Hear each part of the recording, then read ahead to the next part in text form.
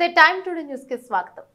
గుంటూరు నగరపాలక సంస్థ పరిధిలో మెరుగైన పారిశుధ్యం కోసం ప్రత్యేకంగా అందుబాటులో ఉంచిన అదనపు కార్మికులు వాహనాలను సద్వినియోగం చేసుకోవాలని సోమవారం నుండి నగరంలో ఎక్కడైనా డంపింగ్ కుప్పలు లేదా డెబ్రిస్ ఉంటే సంబంధిత శానిటేషన్ కార్యదర్శి ఇన్స్పెక్టర్లే బాధ్యత వహించాల్సి ఉంటుందని నగర కమిషనర్ పులి శ్రీనివాసులు ఐఏఎస్ గారు స్పష్టం చేశారు. గురువారం కమిషనర్ గారు జీఎంసీ మెయిన్ ఆఫీస్ లో అదనపు కార్మికుల హాజరు రాజాగారి తోట, కొత్తపేట, కాకుమానువారి తోట తదితర ప్రాంతాల్లో పర్యటించి అభివృద్ధి పారిశుధ్య పనులను పరిశీలించే సంబంధిత అధికారులకు తగు ఆదేశాలను జారీ చేశారు. ఈ సందర్భంగా కమిషనర్ గారు మాట్లాడుతూ నగరంలో సమస్యాత్మక ప్రాంతాల్లో స్పెషల్ శానిటేషన్ డ్రైవ్ ను అదనపు కార్మికులు వాహనాలను వినియోగించుకుని చేపట్టాలన్నారు.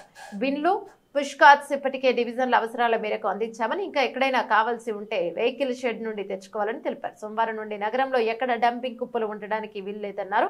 ప్రజారోగ్య కార్మికులు కొందరు ఇంకా పలు డివిజన్లలో సూపర్వైజర్ల పేరుతో పారిశుధ్య పనులు చేయకుండా ఉంటున్నారని, అటువంటి వారికి తక్షణం పారిశుధ్య విధులు కేటాయించాలని, లేకుంటే తమ పర్యటనలో గుర్తిస్తే ఇన్స్పెక్టర్లపై కఠిన చర్యలు తీసుకుంటామని హెచ్చరించారు. అనంతరం కొత్తపేట, కాకుమానువారి తోటల్లో పలు ప్రాంతాల్లో పర్యటించి స్థానికులతో మాట్లాడుతూ ప్రజలు కూడా తమ ఇళ్లలో వ్యర్థాలను తడిపొడిగా వేడి చేసి ఇవ్వాలన్నారు. వ్యర్థాలను రోడ్ల మీద, కాల్వల్లో చేసే కమర్షియల్ సంస్థలపై భారీ అపరాధ రుసుము విధించాలని ఇన్స్పెక్టర్ను ఆదేశించారు.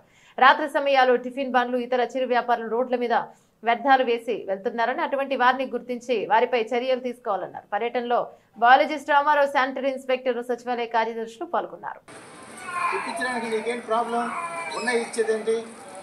వెహికల్ షెడ్లో అడిగి తీసుకొని ఎన్ని కావాలో తీసుకొని ఇవ్వాలి వాళ్ళకి. అట్లా సార్ ఇంకో మాట ఏంటంటే 2-3 రోజులు రావట్లేదు సార్. ఒకవేళ వాసన వచ్చిందనుకో బయటకు వెళ్ళి వేసుకోండి, మీరు వాసన వస్తే వేస్తే మేము అడిగి తప్పాలు వేస్తాను తెప్పించుకోవాలి. ఎక్కడ వస్తున్నారు వాళ్ళు చెప్పాలి. వస్తున్నారు